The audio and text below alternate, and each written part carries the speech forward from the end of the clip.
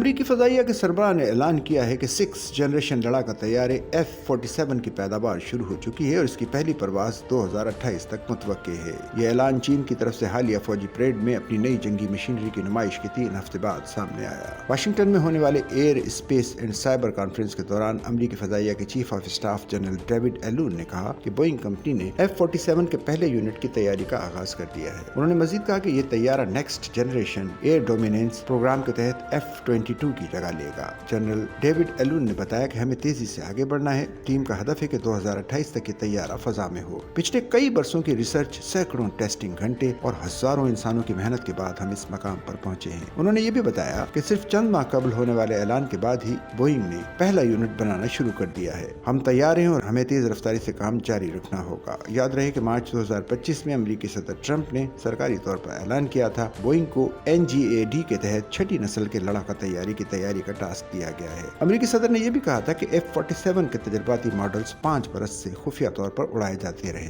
اس کی پہلی پرواز سن 2019 میں ہوئی۔ امریکی فضائیہ کی طرف سے یہ بھی کہا گیا ہے کہ F-47 کی پہلی پرواز صدر ٹرمپ کے موجودہ دور صدارت کے اختتام سے قبل یعنی جنوری 2029 سے پہلے ہو جائے گی۔ ماہرین کے مطابق چھٹی نسل کے لڑاکا طیارے میں سپر سونک تیز رفتاری، جدید اسٹیلتھ ٹیکنالوجی، مصنوعی ذہانت AI پر مبنی ہتھیار اور ڈرون کے ساتھ کوآرڈینیٹ کرنے کی صلاحیت شامل ہوگی۔